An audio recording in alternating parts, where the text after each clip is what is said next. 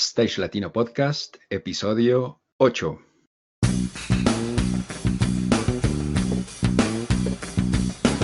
Si eres técnico, ingeniero, diseñador, productor o gestor de eventos y espectáculos, o quieres desempeñarte en cualquiera de estas áreas, este es tu podcast. Stage Latino es el programa en el que hablamos de todo lo relacionado con la planeación, producción y puesta en marcha de eventos y espectáculos a nivel profesional.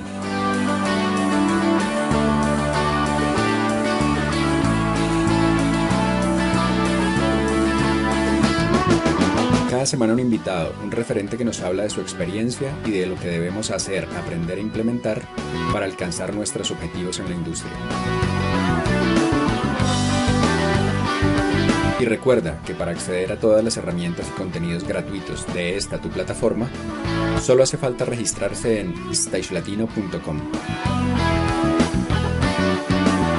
Y sin más, comencemos.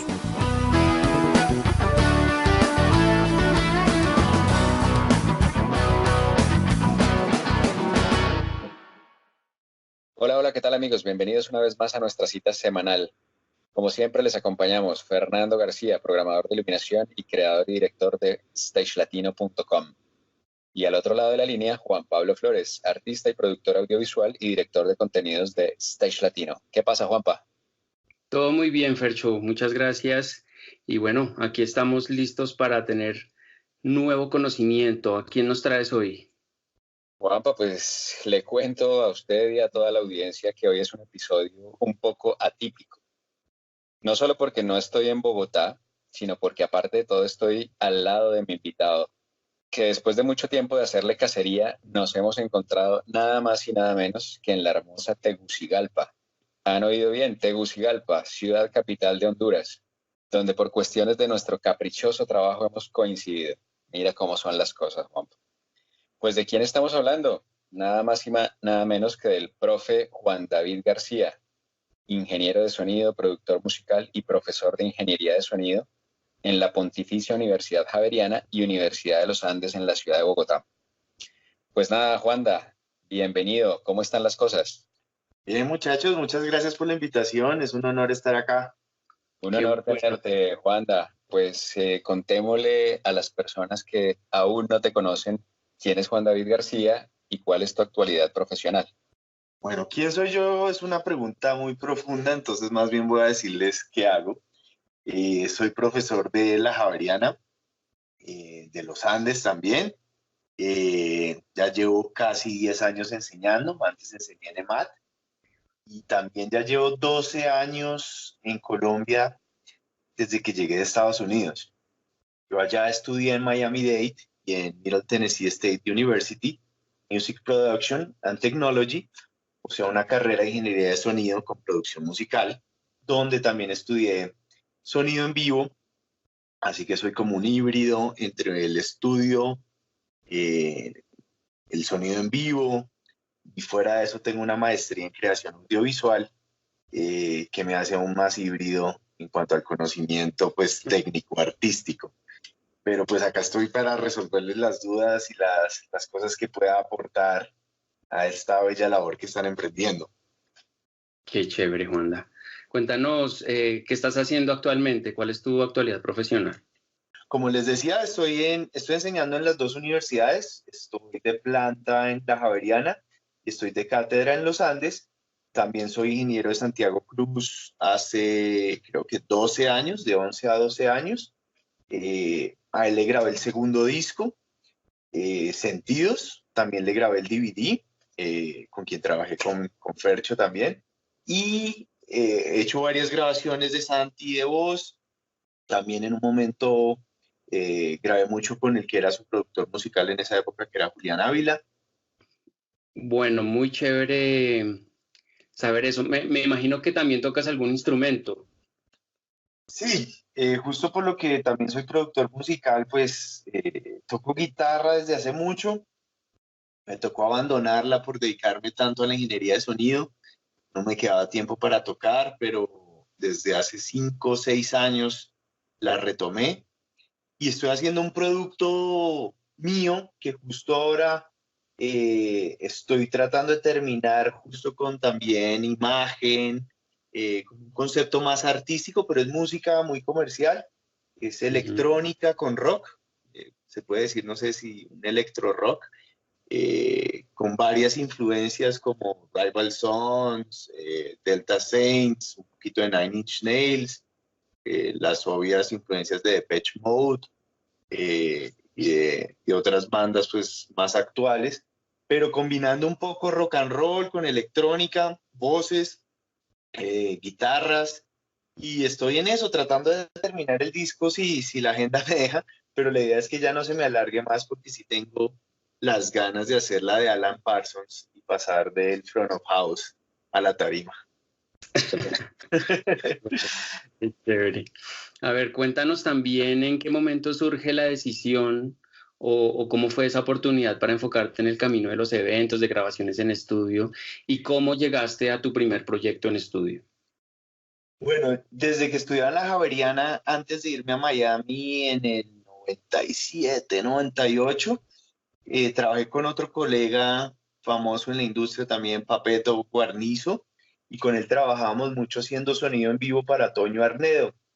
También trabajamos para bandas como Pepa Fresa y Berti, haciendo bares, pues guerreándola en esa época que la industria estaba todavía en sus fases iniciales en pañales. Ya después, como estudiaba ingeniería de sonido de estudio, de grabación, entonces salirme a Miami, tuve la oportunidad de ser tutor en el estudio M de Miami-Dade, donde hacíamos muchos proyectos estudiantiles y rotaba mucha gente. En Miami la onda se mueve mucho con el rap, entonces desde ahí comencé a hacer sesiones de rap, trabajando con beat machines, con raperos, grabando instrumentos, pero no era tan acústico todo, era muy electrónico y voces. Ya cuando me fui a Nashville sí tuve la oportunidad de entrar a trabajar en un estudio que se llama Tombstone. No queda en Music Row como tal, queda en otra zona de estudios donde Tom Loralgi también tenía su estudio de grabación. Le chismoseamos a veces que estaba mezclando un disco de los Chili Peppers por allá en el 2004.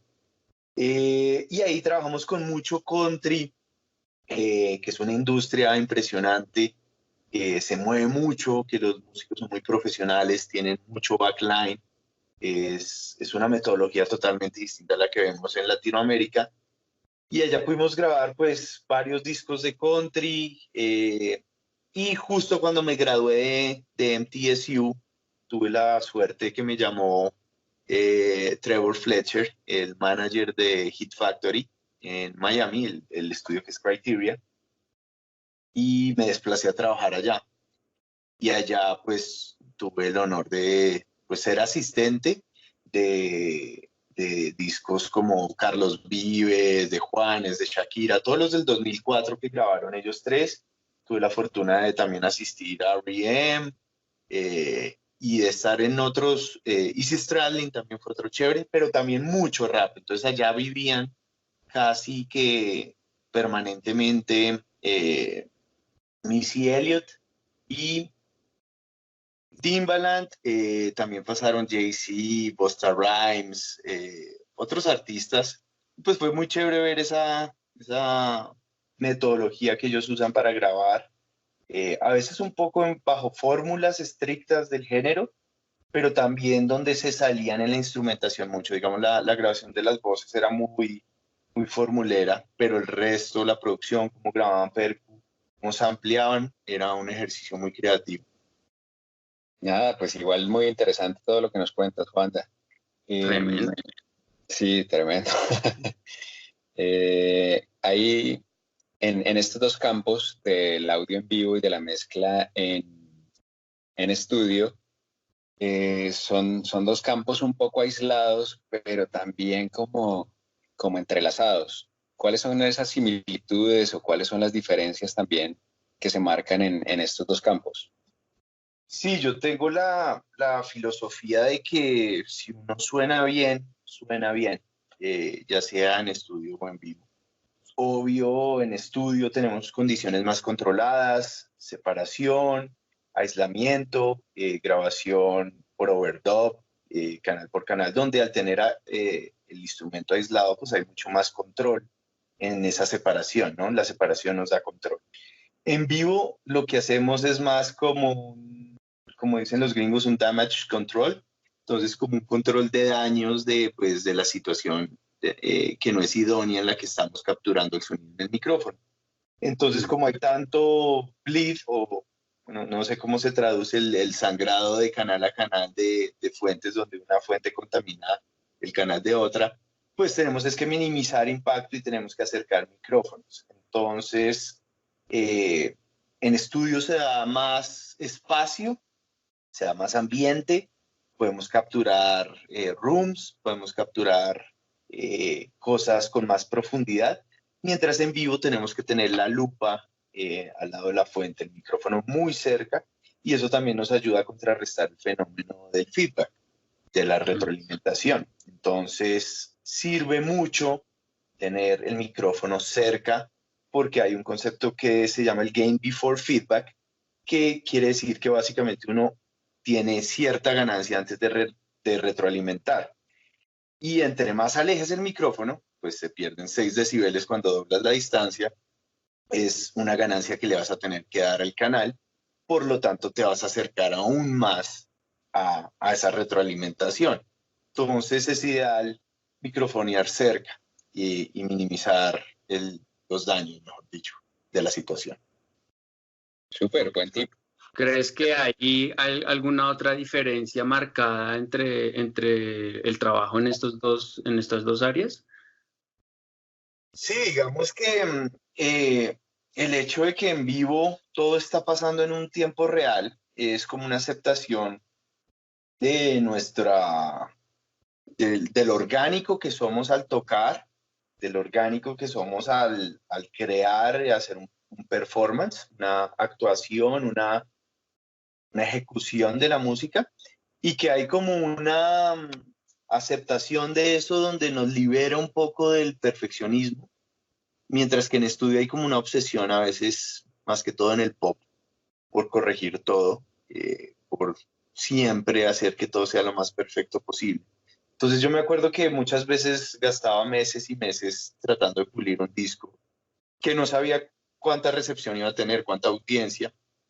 Y digamos que en un concierto ya al ver uno, digamos, una plaza con 1.000, 2.000, 5.000, 15.000 personas, y que ya lo que está pasando es lo que es, y lo que el trabajo que uno hace se enfoca más en realzar o en dejar pasar ese performance al público de la mejor manera, ya da como una tranquilidad y un gozo distinto. La verdad, ahora disfruto el en vivo demasiado y, y puedo disfrutar muchos géneros porque es el performance que está pasando, mientras que en estudio, al estar repitiendo y escuchando una y otra vez, se vuelve un poco más complejo trabajar con cosas que no, o con géneros que no apasionan de la misma forma.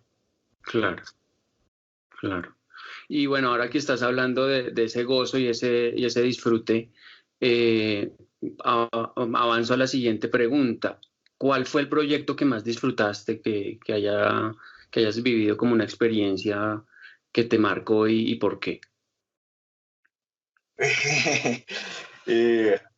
Pues esto puede ser raro porque pues obvio disfruto mucho así súper haciéndolo de a pedacitos y a retazos, disfruto mucho el disco que hago porque básicamente siempre dejo las ideas que totalmente me apasionan, mientras cuando uno está con un cliente y uno está pues satisfaciendo un gusto y trabajando para un género y un público específico.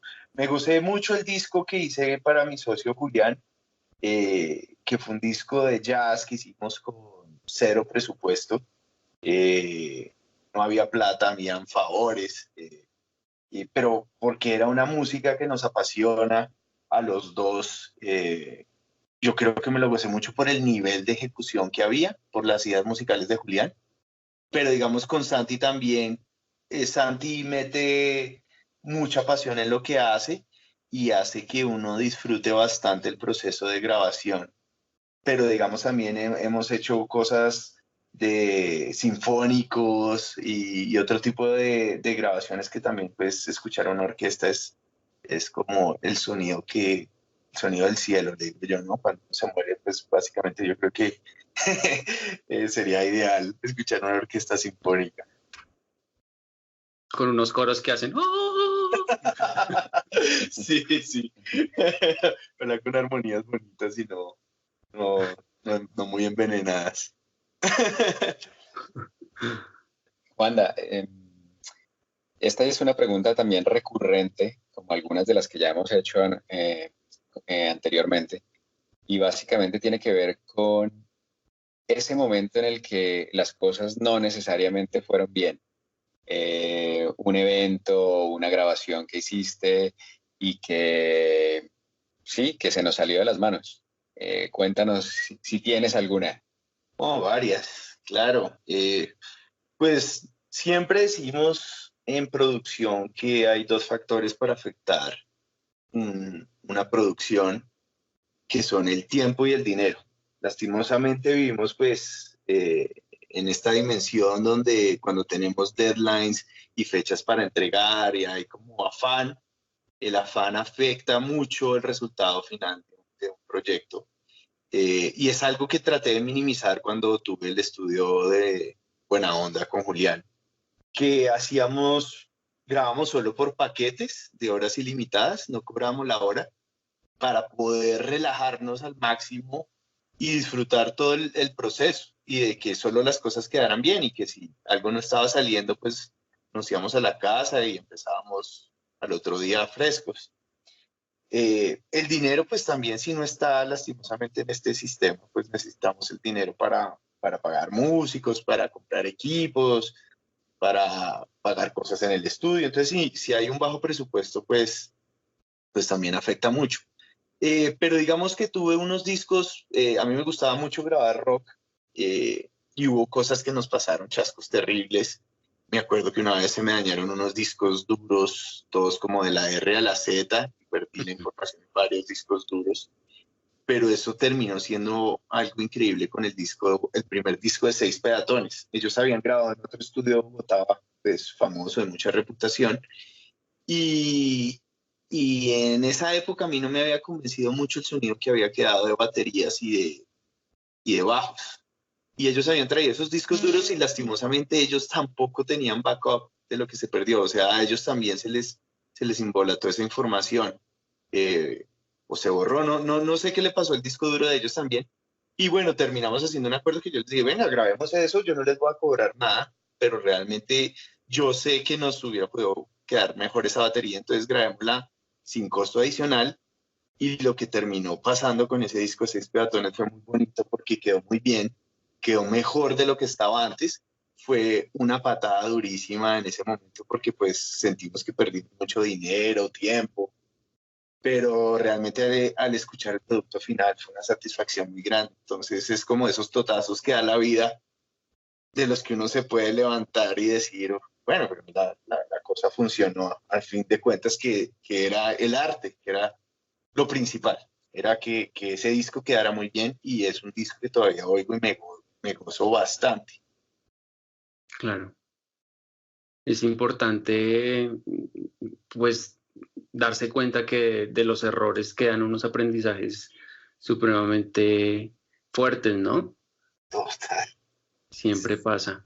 hay que seguir. Bueno, pero hay unas de esas situaciones en donde uno no interviene de ninguna forma, sino es como un caso fortuito que pasa y es algo que se le sale a uno de las manos. Pero cuando uno es el que toma la decisión y sale mal la cosa, ahí es cuando creo que le queda a uno más el aprendizaje, Sí, porque uno pues sabe que por ese camino fue por el que se metió y no debía ser, o sí, podría ser aunque en diferente. producción musical se puede evitar mucho eso.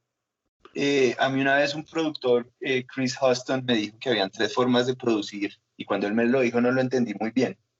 Él me dijo a mi manera, a la manera del artista o un punto intermedio. Básicamente eso se traduce como el productor nazi que impone todo, donde toda la responsabilidad va a caer en ese productor y que si él dice que las cosas se tienen que hacer así, se hacen y crea un poco de fricción con la banda o con el artista. El productor alcahueta, que es el que le dice que sí a todo lo del artista, que también los hay muchos. donde es todo sí, sí, sí, y hay como una jerarquía clara del artista donde se le da gusto total. Y el punto intermedio, que es realmente llegar a un acuerdo entre los dos y donde yo he visto que a veces, o esto es también muy conocido en la industria, que a veces hablar, discutir las ideas no es tan provechoso como probarlas. Y a veces es mejor conectar las cosas como uno quiere, probar y ver si la idea funciona. Entonces en producción tenemos más campo para probar cosas y para minimizar errores por ese método, donde en vivo sí, ya si la cosa no está, pues ya fue lo que fue. Mm. Y para que en estos proyectos y estas producciones que se hacen en estudio surjan de la manera ideal, ¿cuál crees que es el staff ideal o el recurso humano para desarrollar un proyecto en estudio? Comparado con vivo, son mucho menos personas, ¿no? En vivo son equipos bastante grandes, ¿no? Claro. 2 equipos de fútbol, 3 equipos de fútbol, básicamente. Mientras en estudio, si hay un buen productor musical que tome decisiones artísticas, si hay un buen arreglista que tenga un conocimiento musical, armónico, rítmico, que entienda la melodía, si hay un buen compositor, que muchos discos a veces vienen con canciones malas, y en una producción musical la cosa más importante es la canción y el artista, esa voz principal y esas canciones. Si esas dos cosas no están, ya el trabajo que sigue, por más bueno que sea, no van a llevar a ningún lado. Entonces se necesitan muy buenas canciones, y un artista que las sepa proyectar e interpretar, y eso ya respaldado con los que acabo de decir anteriormente, y pues con un ingeniero que sepa plasmar eso en un medio tangible, ya hace que tengamos un buen equipo y buenos asistentes de grabación también, porque un productor y un ingeniero, para estar concentrados en lo artístico, es mejor que liberen un poco la conexión y todo lo técnico que puede pues representar más un desgaste físico. Y sí, pensando en la gente que pues no tiene el acceso a un estudio profesional con todos los equipos ideales y todo, obviamente que ahorita hay muchos recursos a los cuales uno puede llegar a hacer un trabajo decente, a obtener una buena captura que quede decente. ¿Crees que haya como un orden para tener ese staff y poder salir adelante, digamos, en una persona que tenga el impulso y el deseo de armar una grabación en un estudio casero, que quiera tener esta información? ¿Cómo crees que nos podrías dar ahí tu punto de vista? Sí, no, justo soy un defensor de los mamíferos en la industria ahora. Como les dije, pues yo trabajé en un dinosaurio gigante, como es Hit Factory, con consolas SSL 9000J, de un reguero de canales, con artistas con mucho presupuesto, y después pasé a venirme a Colombia a montar un estudio casero como lo fue Buena Onda. Y realmente en Buena Onda logramos sonido que entró a prenominación de Latin Grammy, eh, y siendo un estudio en una casa con un equipo limitado, porque realmente la tecnología nos ha llevado a que podemos ahora lograr muy buenas capturas y tener, digamos, los channel strips, los canales de las consolas famosas, insignia, que tanto tenemos impreso en nuestra mente el sonido que hemos escuchado en el rock and roll y en el pop desde hace tantos años, en tener un muy buen preamp, en tener un muy buen micrófono, que también hay micrófonos muy buenos por debajo de los $100, y en tener un muy buen convertidor. En esa época yo me tuve que comprar el Apogee Rosetta porque yo empecé con una 002 y no estamos logrando buenas capturas, y al tener ya una Apogee, eso nos dio un salto de calidad, y teníamos preamps también como imitaciones o copias de NIF, como son los Vintec, que bajan mucho el precio, y teníamos también preamps Universal Audio. Obvio, cuando uno quiere grabar ya más de una señal a la vez y quiere grabar baterías, pues el precio de estos equipos va a ser como multiplicado por 10, 12, 15, 16, pero se puede ya lograr con presupuestos mucho más bajos que los estudios millones y millones de dólares famosos insignia como Capitol, como, bueno, los que hay en Nueva York, Avatar, todo esto, y uno ya con un buen preamp, un buen micrófono, perdón, y un buen convertidor, aparte de lo musical, ya puede lograr cosas muy buenas haciendo además modificaciones acústicas muy económicas. Me queda la sensación entonces que es un tema más de equipos que de personal humano, como para tener o sea, estos pasos que tú has enumerado ha sido más de eso, ¿no? De No, bueno, sí, es lo que dicen de la flecha del indio, el eterno dilema que hablamos. Sí, obvio, el indio es súper necesario, hay que saber grabar, hay que tener la oreja para grabar. Pero yo también creo que un indio sin la flecha afilada tampoco es que pueda ser tan efectivo. Yo sí creo mucho en las herramientas, pero en su correcto uso. Pues las tres bases para grabar bien, que esto lo podemos profundizar luego, es la escogencia del micrófono, dónde pongo el micrófono y cómo lo proceso. Entonces, esas tres decisiones son humanas, pero están apoyadas en la tecnología totalmente. Entonces, si uno pone mal el micrófono, si uno escoge un micrófono inadecuado y si lo procesas mal, pues no vas a tener un buen resultado. Chévere, Vale, clarísimo. vale, Juanda. Y resumiendo todo el tema técnico, todo el tema de talento, hay un checklist que uno debe hacer al momento de programar una producción musical. ¿Qué entra primero? ¿Qué viene enseguida? ¿Qué indicaciones le podríamos dar a alguien que quiere hacer una producción? Claro. Pues como les decía antes, lo importante es primero encontrar un artista talentoso con buenas canciones. Si no hay buenas canciones, es necesario hacer la anotación y hacerle caer en cuenta al artista que se necesita un presupuesto para encontrar buenas canciones. Y ya después de tener, digamos, como decimos popularmente, la versión fogata de la canción, que sea solo armonía, melodía y letra, ya se pasa a empezar a pensar un arreglo. Entonces, en el arreglo, esto se puede hacer de muchas formas, ¿no? Hay músicos y arreglistas increíbles que pues pueden hacer todo en la cabeza, ya se imaginan todas las partes de cómo hacer la canción como tal. Hay otros que en el computador, que es una herramienta increíble que tenemos con Pro Tools, con Logic, con cualquiera de estas plataformas, o Live, o Reason, o lo que sea, se puede empezar a cacharrear para ver qué es lo que funciona mejor en la grabación. Yo veía que Julián, por ejemplo, Julián Ávila lograba hacerlo todo muy mental porque es un músico talentosísimo. Yo, digamos, sí sufrí un poquito más y me tocaba, digamos, tener la versión grabada de maqueta y poderla cacharrear y empezar a tocar guitarra encima. Y yo soy alguien que creo mucho en el proceso de gozarse cada partecita que uno añade. Entonces, yo hasta que no me llameaba y tenía la parte que me fascinaba, no pasaba de ahí. En cambio, hay personas que les fluyen más todas las ideas.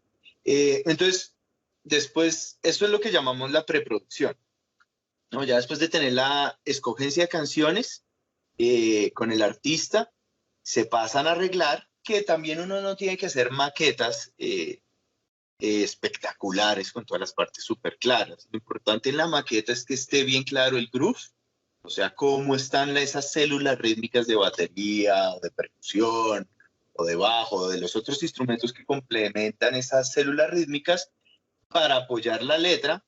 Se pueden hacer, digamos, los cortes necesarios, repensar armonías, pensar en otras melodías que puedan jugar con la melodía principal, ya sean pregunta y respuesta o armonizaciones de esa melodía, y tener ya clara la idea de cómo va a sonar la canción sin que suene increíble. Hay clientes que también ya nos traen maquetas, ¿no? Entonces a veces es difícil sacarlos de ese primer amor, que es ese bebé que ellos tuvieron con esa maqueta y es difícil que lo suelten y que le dejen a uno hacer cambios. Pero ya cuando, digamos, eso está aprobado por todos, como les decía, pues lo importante también es que el artista esté feliz con su producto. Ya empezamos la grabación de verdad, de lo que va a ir en el track finalizado y empezar a grabar músicos y empezar a editar y empezar a mezclar. ¿Y hoy día se sigue grabando en bloque, aunque sea por casualidad? Sí. Justo este martes y miércoles tenemos 2 días de grabación en bloque. Se hace mucho y yo defiendo esas grabaciones cuando está muy bien ensayada, cuando los músicos han tenido la oportunidad de ensayar juntos, de tocar eso varias horas y de tenerla ya más interiorizado. No creo mucho en la grabación en bloque cuando no está muy clara. Digamos en Nashville, sí, todas las grabaciones eran en bloque. Se graba todo menos la voz principal. El cantante se metía en una pequeña cabina, en un ISO room, a grabar la voz guía. Pero estos músicos pues eran tan duros que la metían. No estoy diciendo que acá los músicos no sean duros, sino que también allá se grababa mucho bajo fórmulas de producción. O sea, los productos de country suenan muy parecidos todos y eso les permitía a ellos básicamente que tocar de maneras muy similares y con variaciones a las fórmulas para poder grabar, digamos, un disco en un día en bloque. Pero entonces todo depende de qué tan formuleado, no sé si se dice bien así, de qué tantas fórmulas se usa en el proceso o de qué tan original se quiere hacer en el sonido. Pues si uno quiere ser muy original y muy artístico en todos los pasos, yo creo que la grabación en bloque se dificulta un poco. Es un riesgo hacerlo. Es un riesgo si uno no tiene los músicos de alto nivel que puedan tocar como uno solo, que ese es otro de los conceptos que también podemos hablar después, que es el groove, que es que todos estén como una entidad que no es la suma de todos ellos, sino la unión, que crean una mente extra de performance. Wow. Sí. Ya nos fuimos muy filosóficos. No, y está muy bueno porque tú lo estás diciendo, está importante que podamos profundizar y después miraremos cómo sacamos otro espacio, pero sí que vale la pena profundizar en esos conceptos que seguro los que nos escuchan también están interesados. Pues a mí me gustaría como desviarme un poquito y preguntarte acerca de los formatos actuales. ¿Qué opinas de lo que está pasando con el MP3, el MP4, el FLAC, por nombrar algunos? Sí, es un tema pues que a los audiófilos y a los puristas pues nos gustaría, pues yo no me incluyo ahí, pero pues sí me gustaría obvio que todos tuvieran alta resolución y que escucháramos música. La verdad yo fui un poco inocente hace unos años, yo pensaba que ya para estas alturas del 2019 ya estábamos mandándonos por correos archivos de audio súper fácil y que los íbamos a tener en el celular. Pensé que iba a avanzar mucho más ese tema, nos estancamos un poco en los bajos formatos, pero digamos yo cuando oigo plataformas como Spotify o YouTube, tampoco trato de ser tan analítico y de sufrir por el audio, sino más bien pienso en la música. Sí, preferiría que ya pasáramos esa etapa, pero básicamente si nos toca por la capacidad de los teléfonos de almacenar información, pues es algo con que yo prefiero sí tener 200 discos en un celular a no cargar con esos CDs en la mano. Entonces sí es algo de practicidad que me gustaría que fuera mejor, como tantas cosas del mundo, pero, pero que por ahora es como algo con lo que hay que conformarse. Igual ahí veo formatos donde pues es tan grave. Yo ahí soy un poco más pragmático en las cosas y sí, hay formatos pues, que funcionan, ¿no? Yo creo que se condiciona al espacio, ¿será? Por el tamaño de los archivos. Sí, yo creo que ese es uno de los factores. Claro, la capacidad en los servidores, en los teléfonos, en los dispositivos que todos usamos a diario. Correcto. Sí, total. Juanda, y hablando de eso, de formatos, de conceptos, ¿qué pasa con el tema análogo y digital? También hay esas transiciones o ese me devuelvo o avanzo. ¿Qué pasa con eso? Sí, claro. Pues el dilema que pasó con el digital es que pues, los convertidores antes no eran tan precisos, tenían muchos problemas y eso hacía que el sonido no fuera, pues que perdiera toda esa calidez que teníamos en la cinta con los tubos y pues pasamos a un sonido un poco muy estéril y por eso se rescató tanto, ¿no?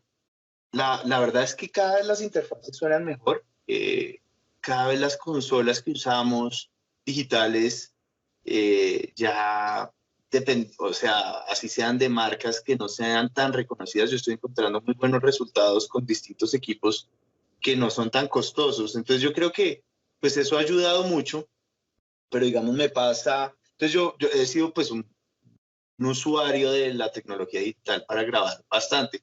La verdad, en la universidad editamos cinta análoga con Studers A827 y en el disco de DC Stradlin que él grabó en Hit Factory, pues pude chismosear cómo grababan en cinta de 2 pulgadas también.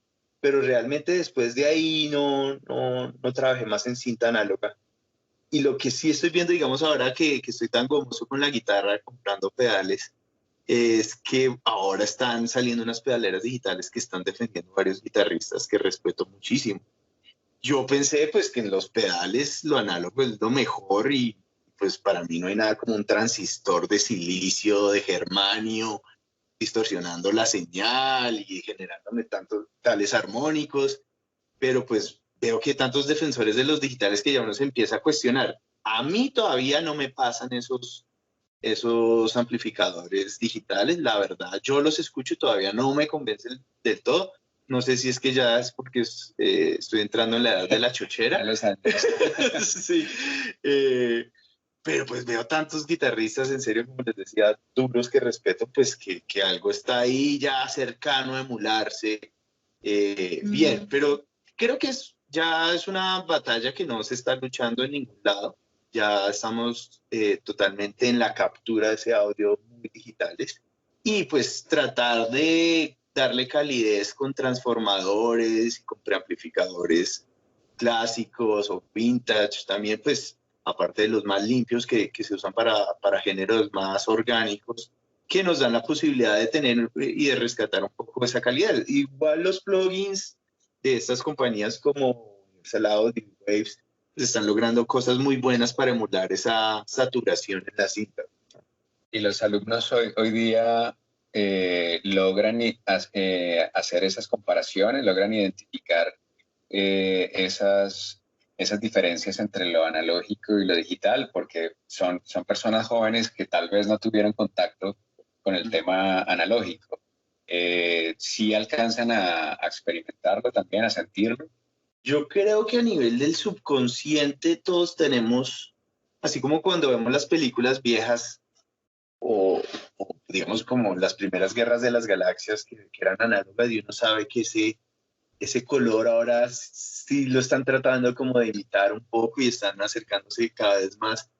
Pero yo creo que tenemos como un vocabulario que hemos asimilado de tantos años de oír música grabada en cinta, todo el funk, el rock, toda la música, pues, desde hace tantos años que venimos digiriendo y ese sonido y ese color está claramente percibido en nuestro cerebro, pero pues que no es de nivel consciente que, ¿cómo diría?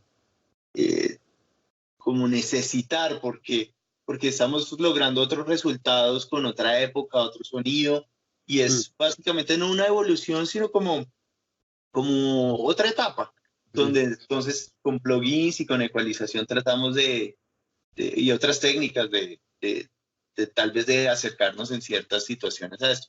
Por eso me gusta tanto un productor que ha venido a Colombia y ha dictado talleres como Joel Hamilton, que es tratar de sacar de la misma forma en que uno graba o de la misma forma en que uno hace sonido en vivo y empezar a pensar más artísticamente en que no siempre tengo que poner este micrófono, ¿cierto? No siempre tengo que poner tal micrófono en el bombo. ¿por qué no probar con otro y probar otra cosa si la canción lo pide? Entonces es más, yo creo que ya es muy romántico pensar en que este sonido lo va a sacar solo con cinta, sino que se pueden usar otras técnicas para tratar de no ser tan genérico, más bien.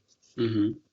O sea, hoy en día los estudios bien jalados, los que están bien montados, los Super Pro, tienen las dos tipos de comunicación, tanto lo digital como lo análogo, y se utilizan, son conversores para poder llegar al producto final.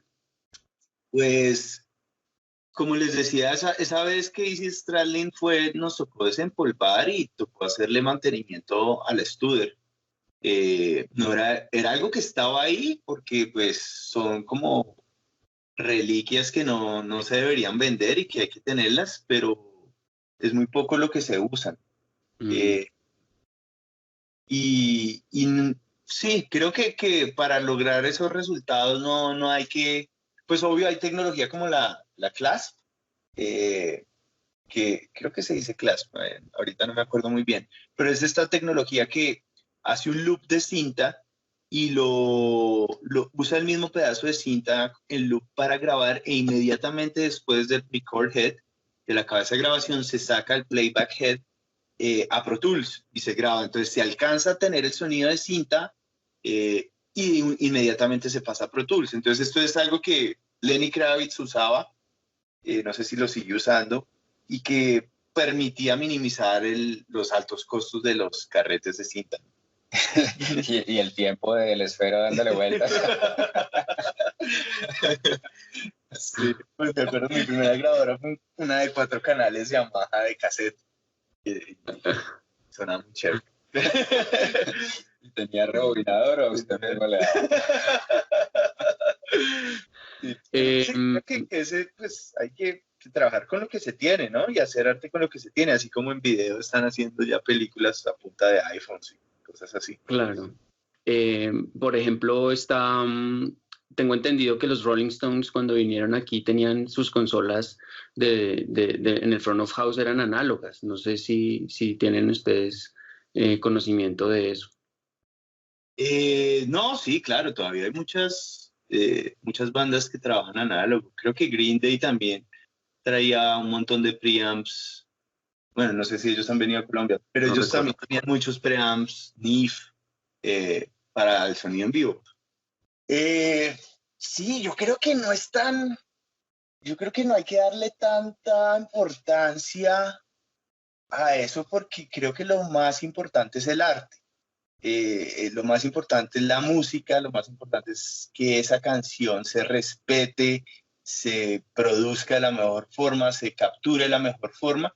Y no siempre tiene que ser la cinta y no siempre tiene que ser lo viejo y lo que nos genera como esa palabra en portugués, ¿no? Saudade, como esa nostalgia de que solo así logramos el color de lo clásico y de lo que realmente vale la pena. Creo que eso se puede lograr con tecnología digital y es capturar más bien esa energía especial que hubo en ese performance en vez de darle tanta importancia a la tecnología también. Claro, claro. Al Entiendo. formato. Sí.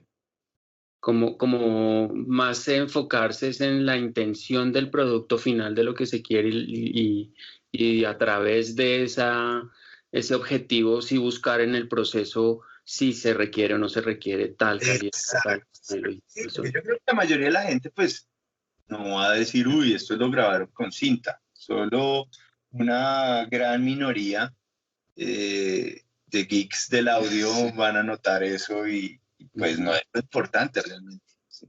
Sí, y que se grabó en cinta o que en el concierto usaron la consola analógica o que tenían eh,